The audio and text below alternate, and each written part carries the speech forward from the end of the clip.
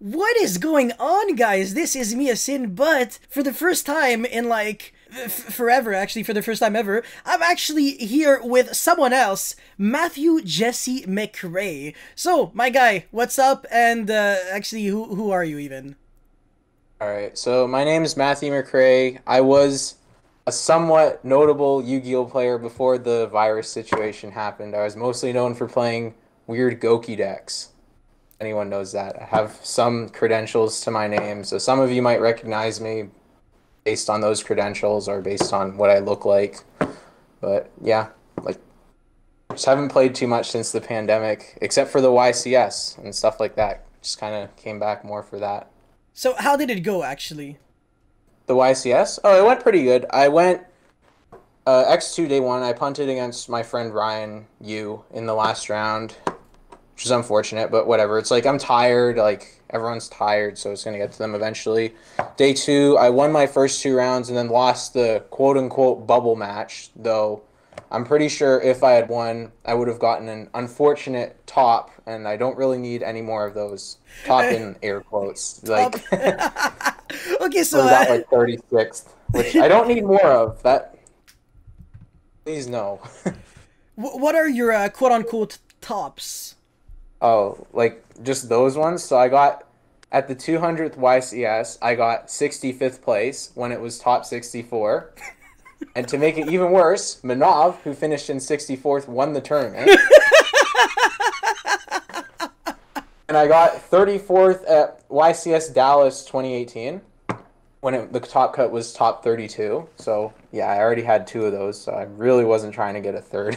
Absolutely beautiful. Now that we're done talking about the disgusting things, what are your real tops actually?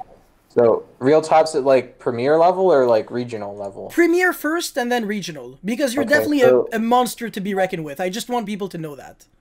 yeah, so premier tops, I got top 16 at YCS Niagara 2018, top 16 at YCS Pasadena 2018. That event was actually kind of insane. I lost round two and then won out all the way until top 16 where I lost because I drew none of my 14 hand traps in a Goki mirror. That was fun. Very Top fun. 64 at the Nats last year, the NAWCQ. I was first after Swiss, which was kind of cool, but I bricked twice in top 64 and lost, so that kind of sucked, but still pretty good. Yeah.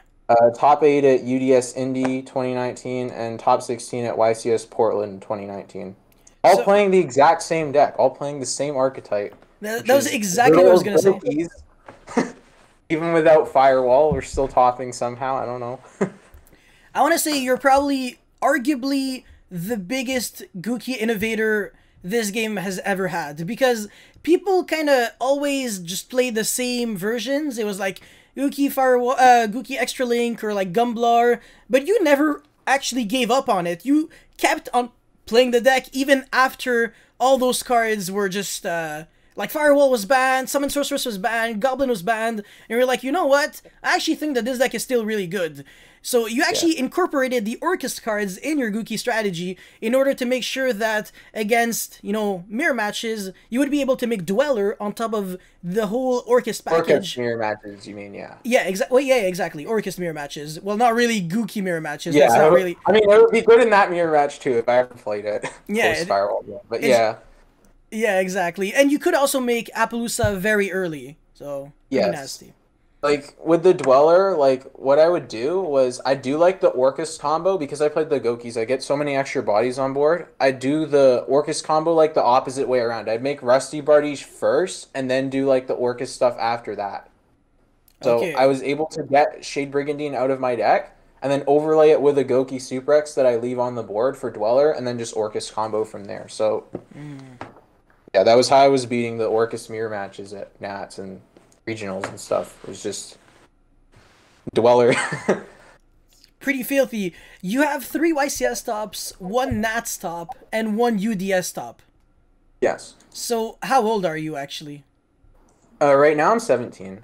Insane. But yeah, when I got those tops, I was like 14, 15, because that was like 2 years ago because of the virus. 14, 15, and you have more tops than I do at almost 25. Absolutely ridiculous. So, did you started playing this game competitively as a Dragon Duel, just like Ryan you did? Yeah, sort of like it's kind of weird to explain. Like, I didn't even know what Dragon Duels were until I was like almost aged out. I found out what they were, and I went to a regional, and like I won because everyone else was playing anime decks, and I was playing this like Go Second Mermail deck. And so then I'm like, well, I qualified for Nats, and like my parents are supportive. Shout out to them. So we just went to Nats. It was in Chicago that year, so it was a drive. It was like pretty close because I'm from Canada, so it was Yeah. like a 7 hour drive. And there I played and I learned that Dragon Duels wasn't a complete joke, unlike the regional. And Mm. I nearly missed out on Top Cut. I did get Top Cut. I got top 32, but yeah, from there I'm like, well, this game actually has like a competitive side to it because before I was just going to locals and stuff. But I just aged out of Dragon Duel after that. So I was like, so now I had my easy free top at the Dragon Duel mats. So now I need to actually work to get back up to that level in the adult division, I guess you could call it. Yeah, yeah, exactly. And then obviously you started becoming extremely good in the adult division very, very fast, just like Ryan Yu. So that's why I'm kind of comparing you to him. And I actually have an interesting question next. So I know hindsight is pretty weird, and people always say, "Oh, if I actually knew that back in the days, I actually would have done everything differently." So let's just say that you've heard about Dragon Duel before you were, like I said, almost aged out, and you started playing the game seriously. Do you actually think you would have had a chance to become a world champion, just like Ryan Yu actually became one?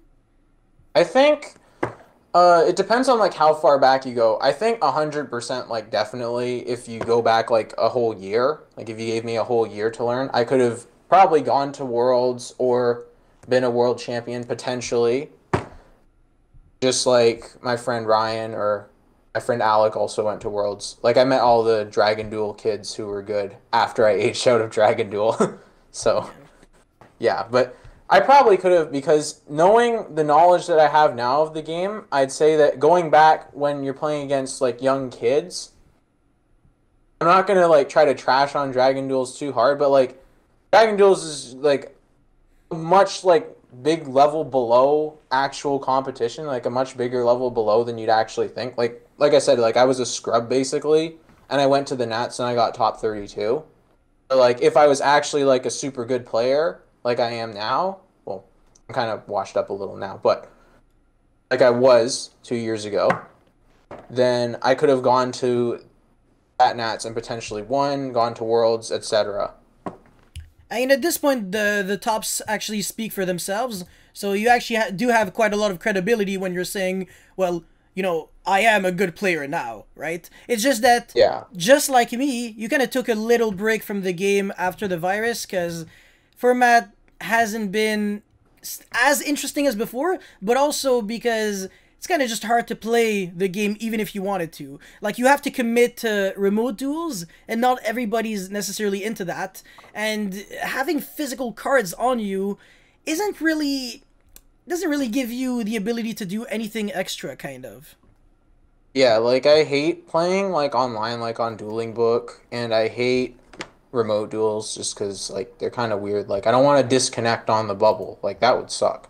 Like Yeah, it's just more frustration than anything else, honestly, at this point.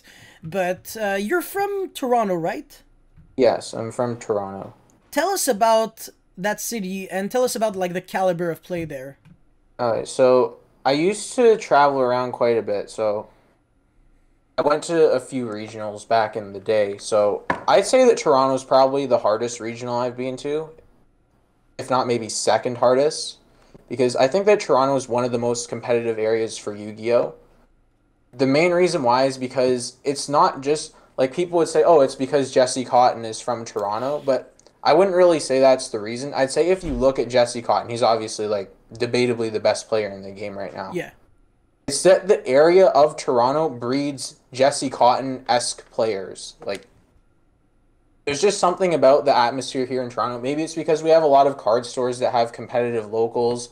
Maybe it's because we have quite a few regionals close within driving distance that are within like a 3 hour drive or like a 6 hour drive. Like you have Toronto Regional, Montreal Regional, Detroit Regional, Rochester Regional. And if you want to go just a little further to like a 6 hour drive, you have Columbus Regional. Maybe it's that. I don't know quite what it is, but there's a lot of people from Toronto that if you aren't from Toronto, you wouldn't know them. But if you are from Toronto, you know that they're just a force to be reckoned with. And at one point, Jesse Cotton was probably around their level too. But Jesse Cotton's just like blown up and just like surpassed everyone. But my point is that there's something about the Toronto area that makes people good in the way that Jesse Cotton is good. Yeah. Jesse is, people might think that he's, you know, he's like the only reason why the city is insane, but trust me, when you see like all the other players, it's ridiculous. Like Gabe Vargas, Siobhan Roy, Abdul, Luch, you, literally everyone. It's the city is stacked, and I'm from Montreal, and we don't have a single YCS champion, but what we used to have was arguably the best thing that the game can produce, and that's a world champion, 2014. Sehabi Khairuddin. Yeah, he was indeed from Montreal, but he kind of left, and I want to say since then, the Montreal community has just not been as competitive. So, you know, we used to be better than Toronto, and now it's the exact opposite, where you guys are now the reference in terms of competitiveness, and we're kind of just very, not necessarily lackluster, but definitely behind you guys. I wasn't playing back when like Sahabi played or anything, so I can't really make a comparison, but Me it sounds about accurate to me. Yeah. Like I know back in that time, like the big like players initially from Toronto were probably like the Bolito brothers. Which is funny because like there's so many times when I've gone to locals, like back when I was more of like a scrub, and I played versus like really good players and I had no idea who they were. Like I played Jesse and I had no idea who he was. I played this guy Matt Vanden Heuvel. Most people don't know who he is, but he's really good. He's my teammate. Insane, yeah. I didn't know who he was. I played Dale Bolito and I didn't know who he was.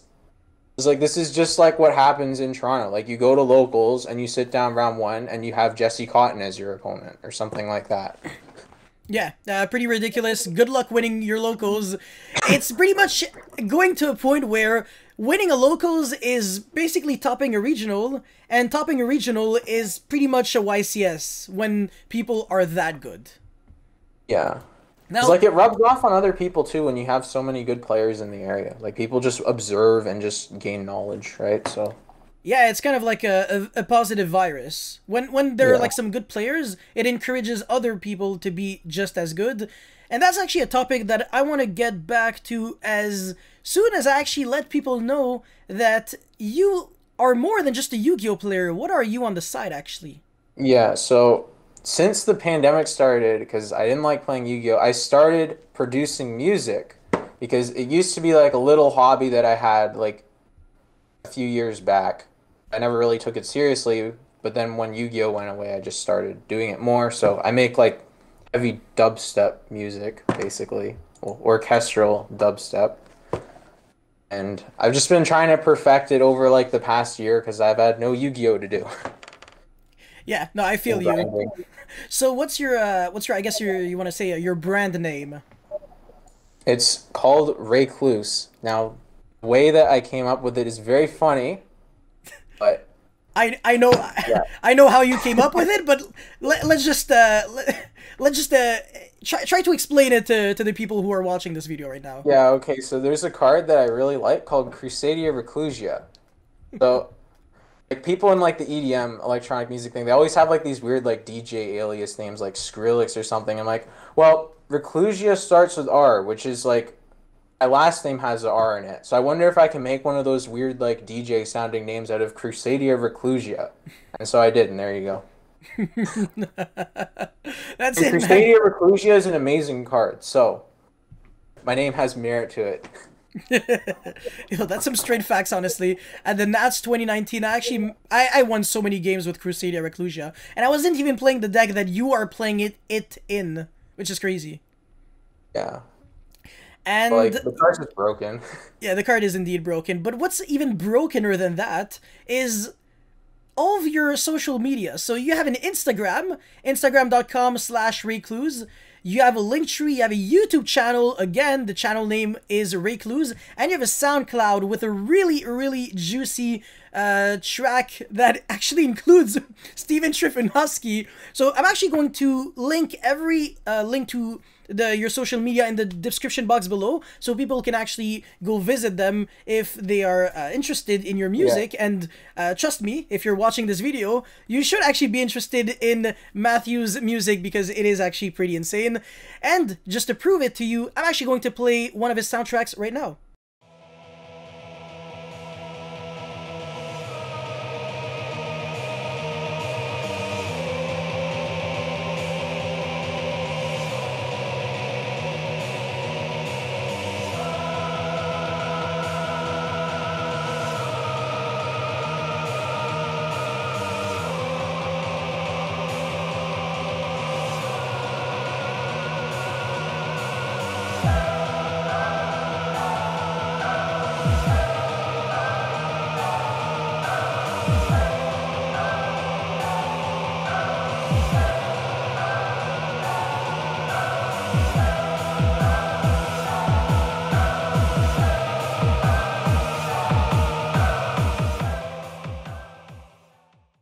All right, Matthew, that was actually a really nice soundtrack. So, how did you actually get the inspiration to come up with something like that? The Last Stand, huh?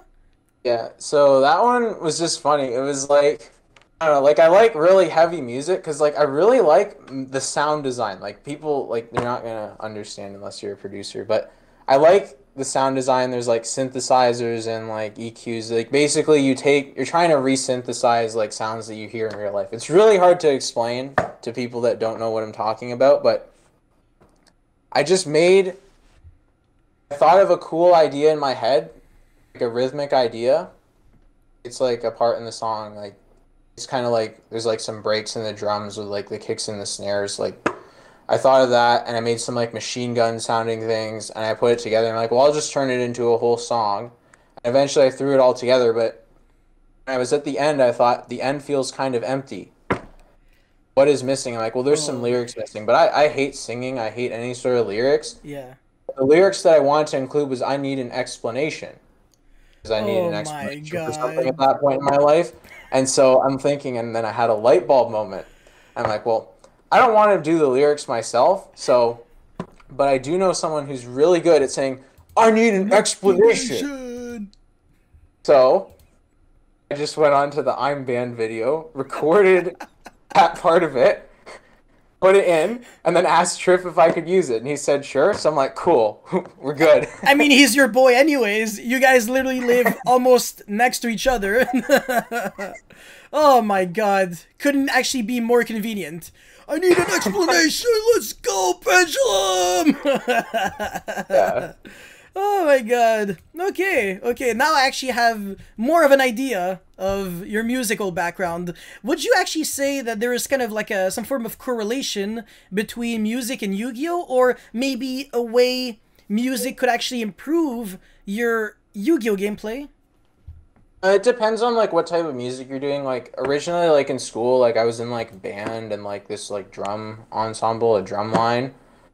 And it's like that stuff is kind of more like sports to me than like Yu-Gi-Oh because like it's like really competitive. Like you have to like I don't know, like play the right notes and it's like you're kind of like you go to competitions for that and you compete against like other ensembles and bands and whatnot. So originally I was doing that, but like I don't really like playing instruments as much as I like being creative. So now I just make music instead. And with that, I'd say that it's kind of like deck building because with creating music, it's kind of like crafting a new Yu-Gi-Oh deck because there's only so much space you have in the mix to let everything come through. Because if you have too many different things playing at once, you're not going to be able to hear any of them clearly. So it's almost like cutting a deck down to 40 cards because you have to fit everything in. You want to draw your stuff consistently. You have to cut a song down to, I don't know, I usually have like 100 different layers. So something like that. You have to make it so they each have their own place in the song so they can all be heard and it doesn't feel like they're getting like washed out or being redundant or something. Just like being useless. Like it's the same thing in Yu-Gi-Oh! You don't want useless cards in your deck. So Would in would that respect, there is some correlation. would you say that sometimes there are some necessary garnets in your music? If That's an if we can interesting actually question. like, That's an Brilliant Fusion interesting is a good question. card, but I need to play a Garnet in my Yu-Gi-Oh deck. This musical whatever pattern is great, but it kind of forces me to kind of do a weird sequencing in order to make it work. I don't know if it So actually I think applies most to of the music. time, because you have more control over it, because it's not luck based like Yu-Gi-Oh. If there is a sort of garnet, like something like not fitting quite the way you want it to, you can like cut it out or like mold it into the way you want. So like it's kind of like if you could like guarantee you only draw garnet when it's good, aka against trick stars because you normal it and they can't freaking out the card sometimes. Unbreakable board. So like sort of, but not really. Like no, because like I said, it's not like luck based. So Yeah. if there's something bad, you can always just change it. It's like if you could like draw the garnet in Yu-Gi-Oh and then put it to the bottom and draw a new card, then I guess there's something similar. Well, see, that's the thing with music. It's the beauty of editing. Like, you can Yes. literally afford to misplay, and it's fine because you can go back on it in a way. Yes. So, yeah. It's crazy, though. We actually did manage to find some nice analogies. Well, and by we, I mean you, because I know absolutely nothing about music, and I also don't know as much about Yu-Gi-Oh! As you do, which is funny because I started playing this game before you were even born, and you have infinitely more tops than I do. Even regional tops. The only thing I have more than you are regional wins, but that doesn't really Yeah, count. you have two. I have two And regional wins, you have one, but I think still. regional wins are really hard to get. I don't know why. I can't seem to get them. Like I only have one regional win. Only. How many I only regional have tops do one. you have? I'm in I have front of... 8. Okay, I have 8. Do you want me to go through them or? go for it. Yeah, so I got third at Montreal regional in 2018. That was like the event that was like I actually knew I was a good player once I topped that because that was the first time I topped like anything ever. Oh, wow, okay. Yeah. Fifth at the Toronto regional in 2018. Third at a Columbus in 2018. Second at a Louisville regional in 2019. First Uh, at Catskill Hold regional on. in The 2019. Louisville, I actually kind of want Yeah. to... I Okay. want you to specify something. It wasn't What? like the other events that you've played in. It was slightly different. Because you played a different deck for once. Yes, I played Danger Thunder Guard Dragon. This So is important because literally almost every single one of your other tops are always with Gookie. yeah, there's only 3 tops that aren't with Goki, and they're regional tops. So yeah, Yeah. Danger Thunder. The reason why I played that was because at YCS Chicago, I built this really cool Goki deck. I don't know if you remember or not. I think I might have showed you at the time, but Yeah. basically what I did was I turboed through my deck with Saryuja to try to draw Monster Reborn or World Legacy Succession. That was important because in my combo, I would summon Armageddon Knight off Isolde and dump Cyberstein from the deck to the grave. Oh my Then I would god. just revive it and then summon Exterio and then tell my Sky Striker opponents, like, oh, good luck, have fun. But then I learned at Chicago on Friday that Danger Thunder Guard Dragon was a deck. And then I lost to that deck. And I'm thinking, well, my Goki deck's good against Geist and Striker. Like, I didn't lose to those decks at Chicago, but I kept losing to, like, Thunder and stuff like that. So I'm thinking, well, I can't go into a meta that's going to be dominated by Danger Thunder with this deck anymore. So Yeah. I was looking at the meta and I'm like, I didn't know what the Salamangrate cards did at first. And I didn't want to play Sky Striker because I hate that deck. I don't think it's very good. So I started learning Danger Thunder and went to some regionals and OTSs and started doing okay, like good enough to get invites, which is important for Worlds points. So I just kept sticking with the deck because it's kind of complicated deck. You have to invest some time to learn it. Yeah, And it's not a eventually I linear got regional combo. top. Yeah. Yeah.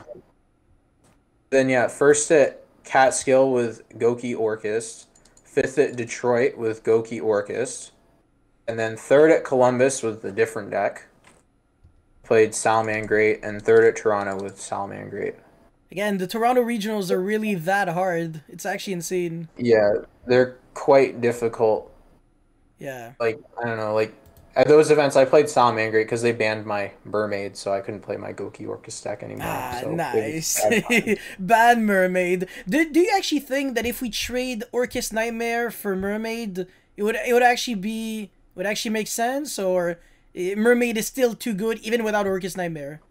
I mean, what do you summon? You can summon Ibli or Idli. Like, Well, Italy is those bad cards because do. VFD is banned. Yeah, so like what are you summoning? You're just summoning Ibli and then I mean Ibli's a good card. Like I played Ibli even after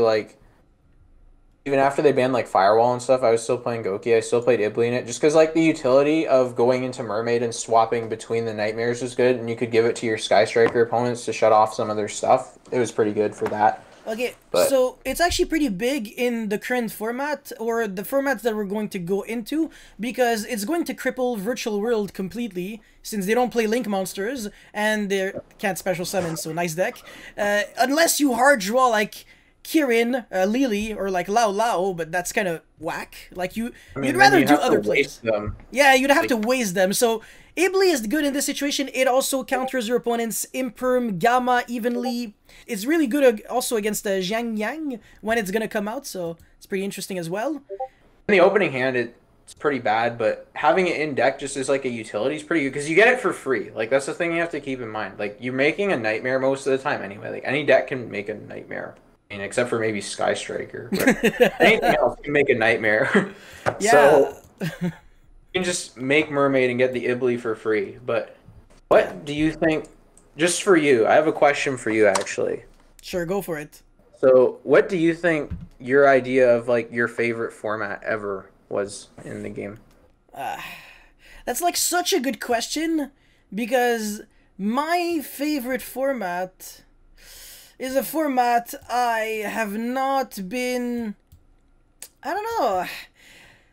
I was just not serious enough during that format. It was the ABC Paleozoic Metalphos format. I think that format was really freaking cool, but I didn't really put in enough effort. And then the format right after was also very cool with like 60 card decks. Because it was like before the fusion substitute bullshit. It was like when Rat was still a 3, so the deck was like fair. But when Rat went to 2, then we actually entered a tier 0 format because it was just way too good for pure Zodiac. But yeah, there's also another extremely good format that I absolutely loved, but it literally lasted like a month. There was like one UDS, zero YCSs, and barely any regionals, and that was a format where Pendulum Magician without Electrum was the best deck, but not even by a landslide. And Chu Draco still had Masterpiece, but Chu Draco wasn't like super degenerate. It was like kind of okay-ish. Solemn Judgment didn't exist. Evenly didn't exist. So yeah, I mean, blowouts weren't as prominent, but at the same time, you did have to put in a bit more effort to win, and it actually took much longer to lose, which in a way is a good thing because right now, when you do lose, feel like you just lose in 2 seconds because you didn't have the cards to win. Yeah, like exactly. Like I don't know, like some people say the game's getting like too fast, and like I agree that like the game being fast can be an issue. I do think that there are fast formats that are still like enjoyable though. Like you said, like the ABC Paleo, what's the other one? ABC Paleo Metal Foe. That was a sort of fast format. Like it's like Yeah. ABC could go first and set up what was considered broken at the time. Turn one Dragon Buster set two. Oh my gosh. Yeah, well, actually, it snowballs at the speed of light, though. That's actually Yeah. scary. Like, ABC Dragon Buster plus Solemn Strike, you pretty much lost if you played Metalphos. It was pretty much a guarantee. Yeah, like, but that's like a fast format because like that deck can do stuff like that on turn one. But like, it was still a good format. I think another format like that would be like the 2019 Nats. I mean, I'm kind of biased with that format, but I think that format was overall pretty decent. I think that there were some things that could have been improved. Main thing just being that like sometimes if you didn't draw the right card, you just lose. That's absolutely 100% true. I mean, both you and I, we both agree usually on the exact same things. Like, we would live in a better world if the format wasn't fast enough to force you to draw specific cards, draw specific side deck cards, or, or else you die. It's just like if your skill Yeah. is the main defining factor, it's just like overall much cooler, right? I mean, it's like you should get punished if you don't draw the specific cards. Like if your hand's bad, like if you bricked or your deck's bad, then yeah, you should get punished for not drawing X or Y card. at the right time. But if your hand is good, it's just missing like, oh, I didn't draw my hand trap to stop them from wombo comboing me, then that's a little bit much. Yeah, it's and this is another thing that we actually kind of discussed.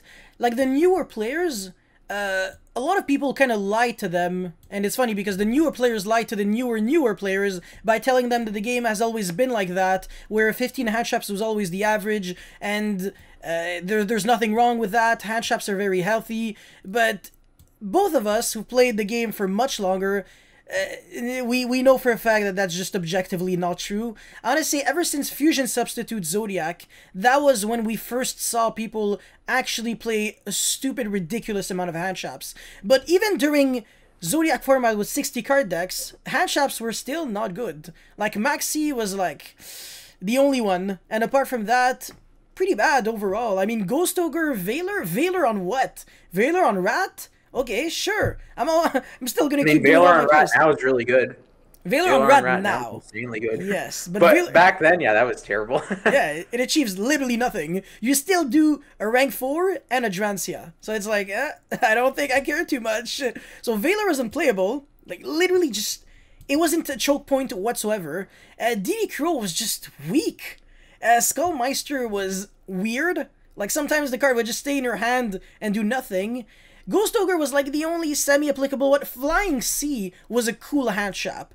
That one was in pretty much everyone's side deck because it was quote-unquote insta-win against Burning Abyss. Retaliating Sea was another quote-unquote insta-win against Metal Foes, but this time you could actually normal summon Retaliating Sea and go Metal Foe Scale Pop and search a Maxi. So some people actually main decked Retaliating Sea during that format. Yeah, like even if you go back to like one of the quote unquote like most degenerate formats, which is like around like when Goki was like at its prime, literally like half the decks main zero hand traps. Like True Draco was not maining hand traps, and that deck was pretty played at the time.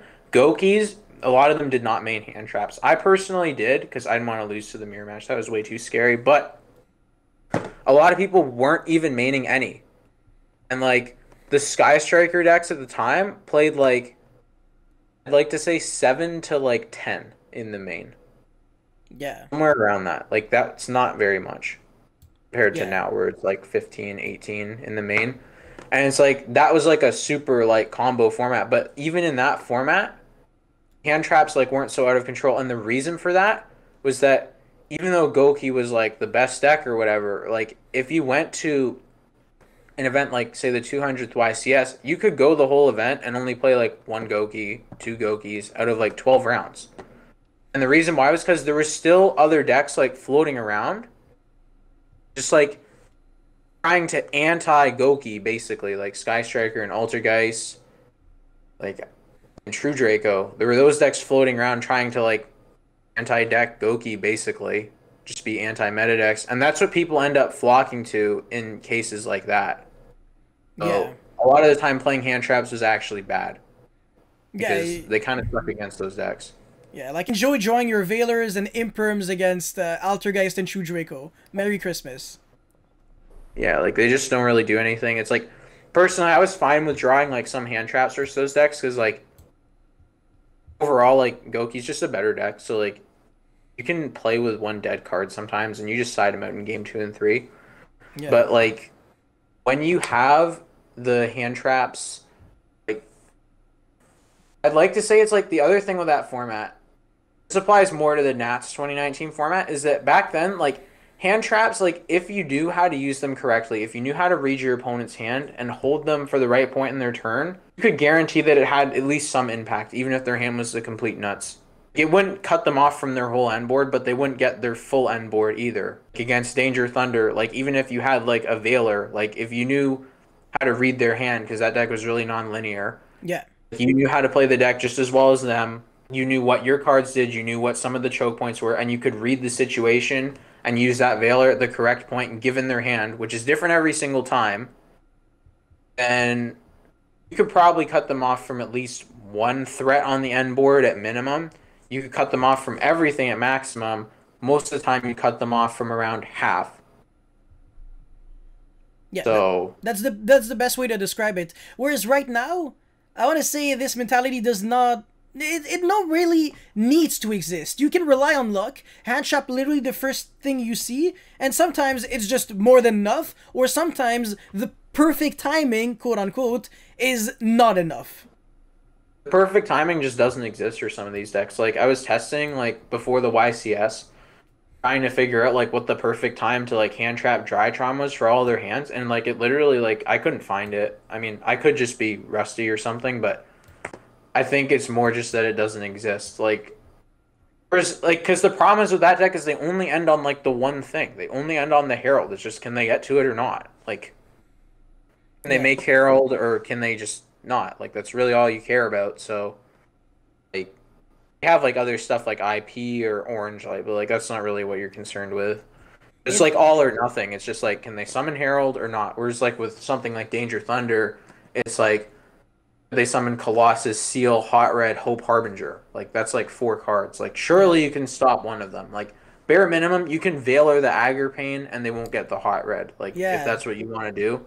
And like if you read the situation, you're like, well, my hand can push through the other three, and their hand seems strong, so I'm just gonna guarantee that they don't have the Hot Red by Veilering that. Then go for it. Like you might win because of that. Like that's like skillful play because you have to read their hand, you have to read your hand, you have to know the limitations of your deck, It's funny and you because have to hold yeah, it for the right time. like someone could actually have a board with like Harbinger triple Colossus, and against certain decks, this would be zero interruptions.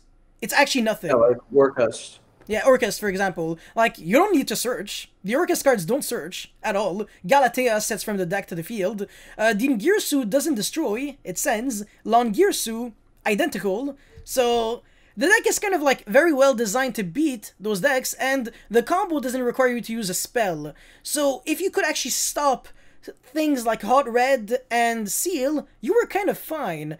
The issue was that you were also getting hand loop. Now, Diabolos plus Levianeer plus the other interruptions were very hard to do for everyone. So I want to say the majority of the player base was very... It was hard for them to do like the double hand loop. But yeah, if you could actually do the double hand loop plus all the negates that I just mentioned, yeah, you were pretty much golden. Yeah, like you have to like I said, like with the hand traps then it's like you have to know like what their skill level is as well. Like you have to know what they're gonna do. The other thing is like back then, like there were a lot of like weird thunder decks, like especially after the ban list right after Nats, that were like doing interesting stuff, like making Appaloosas or playing like more Crusadias and making like I'd like to say someone made it Equimax once or something like stuff like that. Like people had weird combos. So like you'd observe them game one if you didn't draw a hand trap and try to figure out like what their deck does. And then you have to try to know what their deck does better than they do, or at least to the skill level they do. And you draw your hand traps, especially if you only draw one. Yeah. Because you need to make that one hand trap count. So like I said, like sometimes the correct play would just be, oh, I'll Veiler the Aggr Pain. Or Yeah.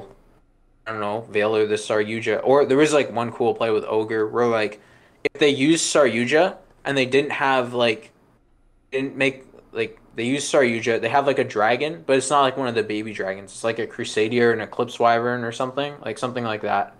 Just something that's like not gonna start a chain link. Like Eclipse Wyvern would, but just like the Crusader dragon or something like that. If they or Defrag, that was the one people were playing.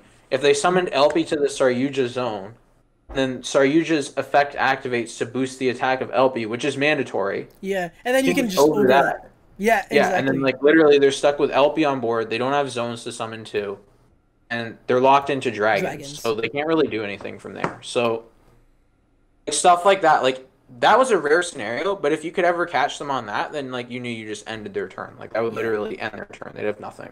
Exactly. Like they go seal pass. Like Big they can deal. summon another dragon. Like that's fine. Like Now big that's deal. true. Yeah, it was definitely, and also you didn't have to play like I want to say we were still in a format where the generic hand traps were like the worst options like Veiler, DD Crew and stuff like that, and you could still afford to play like the super high impact gigantic hand traps like Joel, No Material, Lancia. These are like the very powerful hand traps where right now it's like you can't because there's just too much variety. So what are you gonna do? Like prepare for like one deck and then lose to the others. So you kind of have to play the low impact hand traps, but they don't really do enough. So you draw like a Veiler against Drytron, you're like, okay, yeah, cool, nice. Yeah, could have been better. Could have been an I Love Justice Cycle Reader. Could have been a Droll, but I can't because not everybody has the same weaknesses. So, Yeah, it's like one Veiler, like there's no one place to like hit them with the Veiler to actually like restrict them at all. Like there's like, no way to hit them with the Veiler to prevent ultimateness from hitting the board. yeah, like you can try to use it on Diviner of the Heralds if their hand is like not great. And the worst case is that they still end on like the big Drytron with Mubeta Fafnir, which is like 2 interruptions still, because they have a spell and trap negate and like a big send. So the worst case is still you being under pressure, and the best case, yeah, I mean, okay, sure, they might have like 2 hand traps in hand or 3 hand traps, and they had like full combo, which is only a 2-card combo anyways. So regardless of the situation, you're not doing too well. Yeah, it's like problem is that like there's no way to like use them effectively to just guarantee like any sort of results against the deck. It's like the problem is like with that deck as well is they can drop ultimateness sometimes like whenever they want, like or perfection. Like some people play that build as well where they just start by dropping perfection on the board and it's like, well, nice, I can't do anything. Yeah. It's pretty ridiculous. So, yeah, Yu-Gi-Oh, I don't know, maybe kind of gone a little too aggressive for our liking.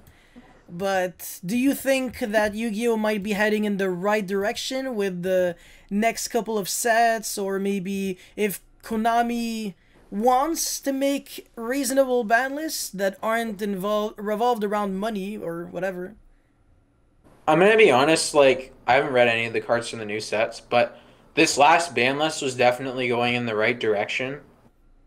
So I think with real life events coming back, they might be taking the ban list more seriously. Yeah, that's what And for their we've all been YCS, saying. they were taking it more seriously as well. So Yeah.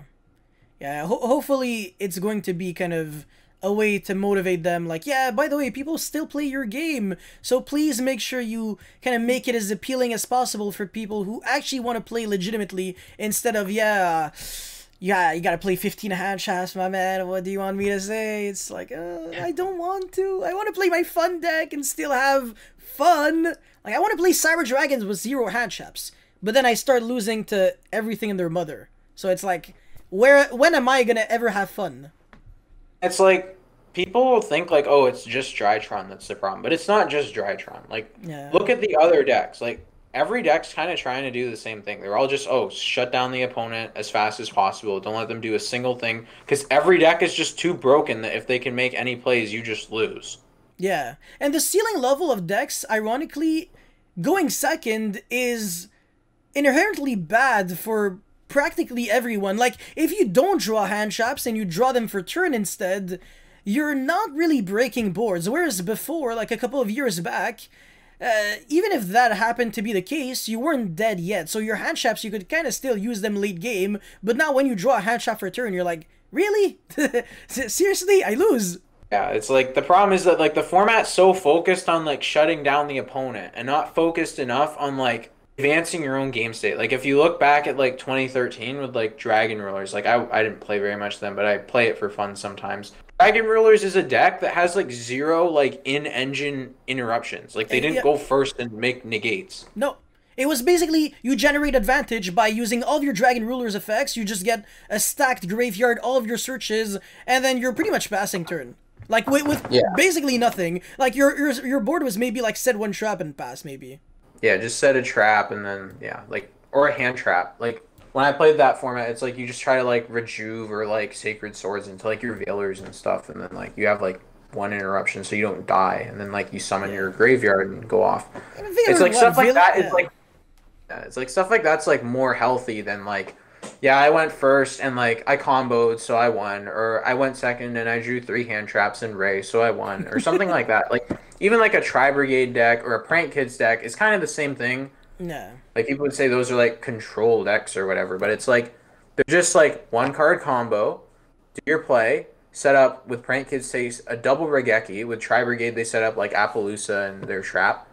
Then they have like the rest of their hands just all disruption. So it's Yeah. like You either get 6 negates by summoning Herald, or you get 6 disruption by summoning Battle Butler to nuke their board twice and having 4 other disruptions in hand. It's like basically the same thing. The problem is every deck's too powerful, so if you let them actually play, you probably just lose. It's Yeah. like they're either gonna OTK you or they're gonna make like Zeus for like 4 materials or something, and then you're just gonna die. So Yeah, it's yeah. incredibly frustrating. And you can't even say like, oh, instead of playing hand traps, just play traps because they have a higher ceiling. Uh, one Call by the Grave, 3 Twin, 3 Lightning Storm, Harpy's Feather Duster, Balance, no Yeah, Konami just monster. hates traps. They just hate traps, and it's like I don't know why traps really suck right now anyway. Because like if you draw them going second, they just don't stop them from doing their auto win play on turn one. So Yeah, it's just sad. Like traps, I just love them so much, but it's not even like I was for floodgates or something because I don't even play floodgates and I go second in a deck that main decks like 19 traps. So I play traps to go second if anything, but now it's like that mentality is not allowed to exist because your traps are not helping you whatsoever going second, and when you're going first, you're eating twins and dusters the majority of your life. It's really enraging. yeah, like I tried playing Paleo like a few months back just for fun. Like the same mentality, like oh I can have traps and I can like break boards going second because no one's prepared for traps. But it's like it just didn't work. Like people kept like Lightning Storm, Harpies, Twin, and it's just like the only good time I had was when I played against the Zodiac players. Oh, wow. Because like that matchup's still pretty free as it always was, but everything else it was like I can't do anything. It's like he freaking lightning stormed and then went Kowloon Lulu. I just Oh lose. my god, oh my god. Jesus. Yeah, and you're kind of forced to go first. You can't even say like, you're probably gonna draw Lightning Storm, but I'm gonna go second. Nah, they're just gonna Yeah. discard the Lightning Storm and then still do their board, and then can't really break it because yeah, Yeah, like I think like the problem, like I said, is just that the format's too focused on just stopping like everyone rather than just playing Yu-Gi-Oh! Like if you look at like GOAT format or something, like you're not trying to stop every move. It's not like, oh, normal breaker, I'll Veiler that or something like that. Like it's not like that.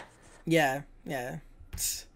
It's not like, oh, Unfortunately, he has like one monster attack, so I'm gonna mirror force it just so he can't attack. Like sometimes you do that, but like a lot of time you want to hold mirror force to get more value, obviously, because it can nuke their whole board. yeah.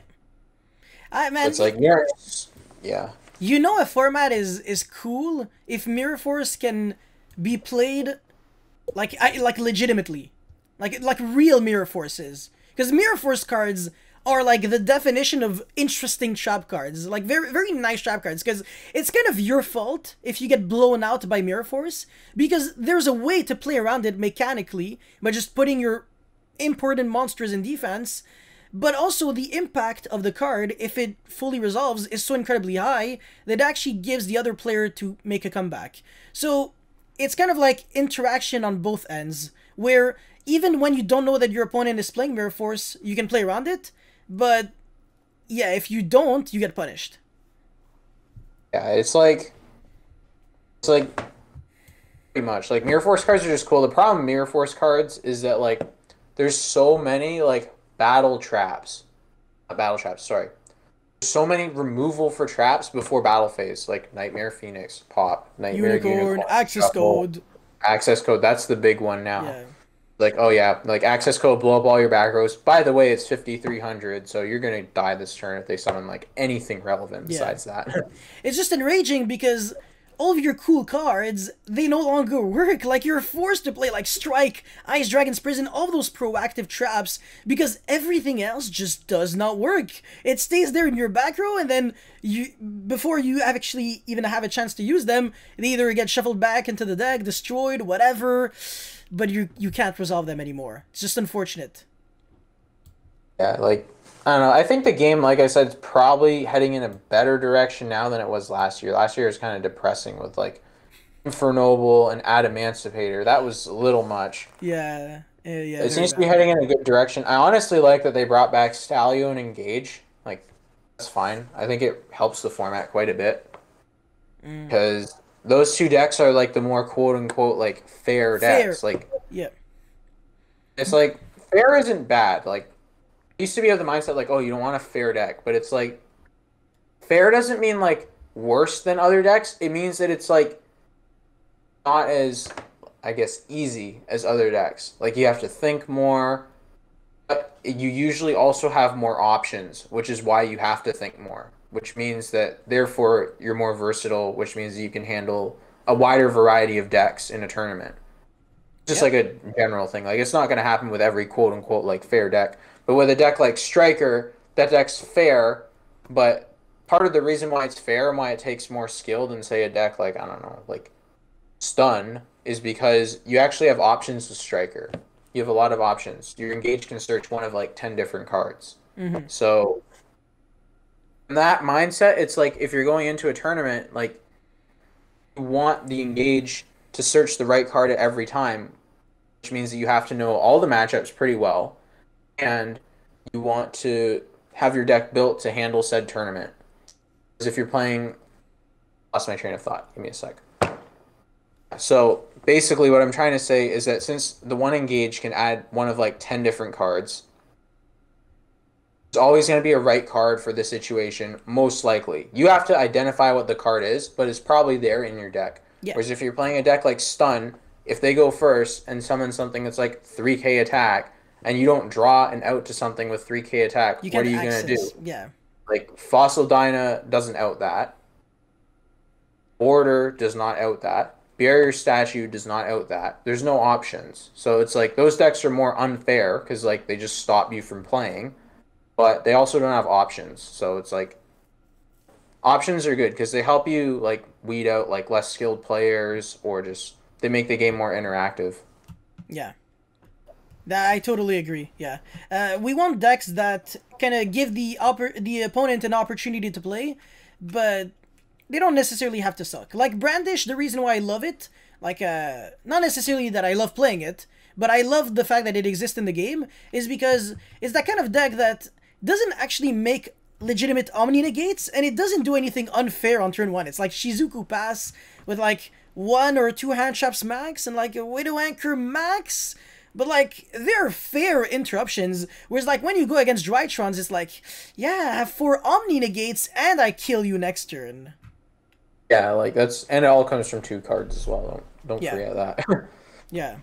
It's like yeah, like I don't like playing Striker. Like I'm not a big fan of that deck personally. I don't think it's super good, but like, I always liked having it in the tournament because it's like the thing with Striker as well is it punishes people because it has so many options.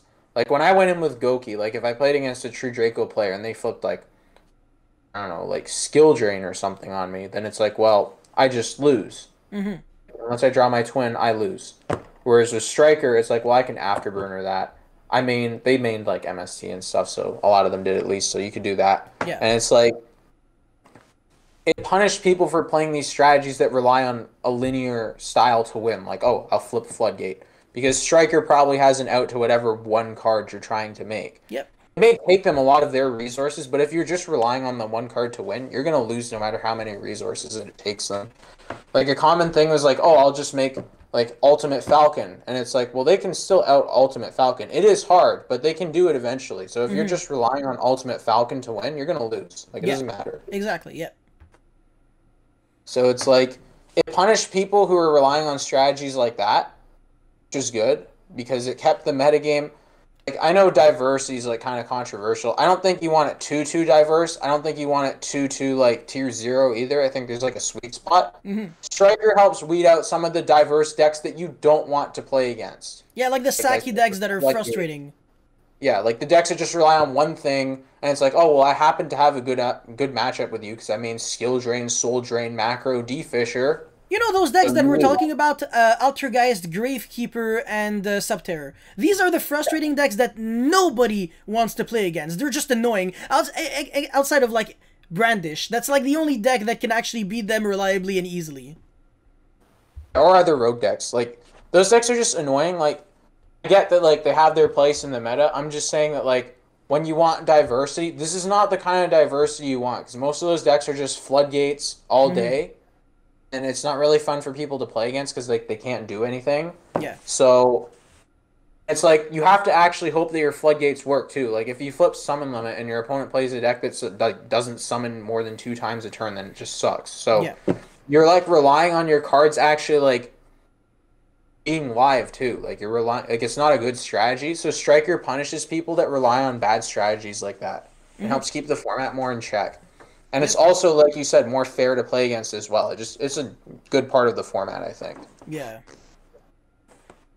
Well, that's I think we had almost an hour long conversation. So really nice stuff. Matthew, do you have any shout outs that you would want to Yes, add? I want to shout out my sponsor.